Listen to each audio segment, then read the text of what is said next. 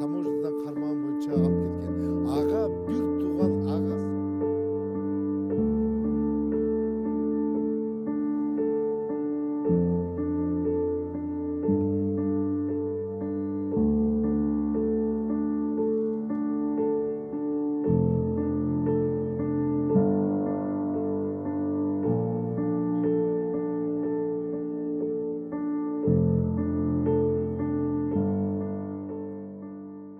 Biz бардык бийликтин учурунда алар сындап келгенбиз. Сын эч кимге жакпайт.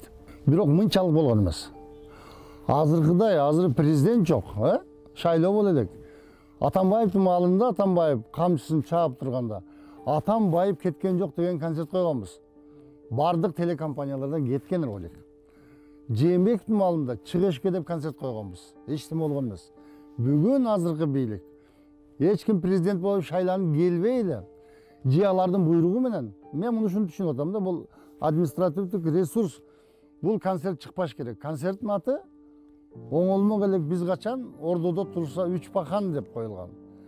Эмне үчүн 3 пахан деген сөздү айтып атасыңар? Биз муну кетире албайбыз деп айтты.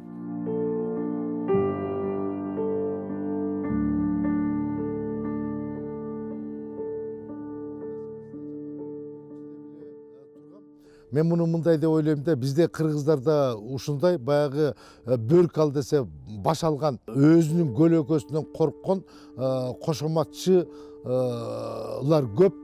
Шек жаралат дегеним ушул. Азыр баягы эле тиги бөрк ал десе баш алгандар баягы эле кыргыз эли кыжаалат болуп карап отурган саясатчылардын, байлардын, берки азыркы биздин кыргыз элинин тили менен айтканда чимкиликтердин бардыгы азыр Садыр Жапаровду айланып алышкан. Бардыгы ошонун айланасына жабышып алышкан.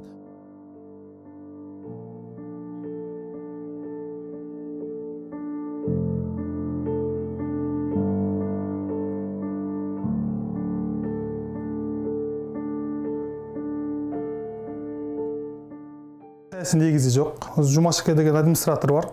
Биз менен дайыма иштешип келген киши, жакындан таанышпыз. Ошол киши биздин коммерциялык бөлүмгө ролик жөнөткөн. Анан алар каалаган убакыттар бизде азыр бош эмес. Себеби реклама жөнүндө мыйзам бар, анда ошол көрсөтүлгөн мөөнөттөрдө гана ашпашыбыз керек. Анан азыр биздин өлкөдө республикада президент шайлоо жүрүп жаткандыктан убакыттарды алдын ала заказ кылып койгон кандидаттар бар.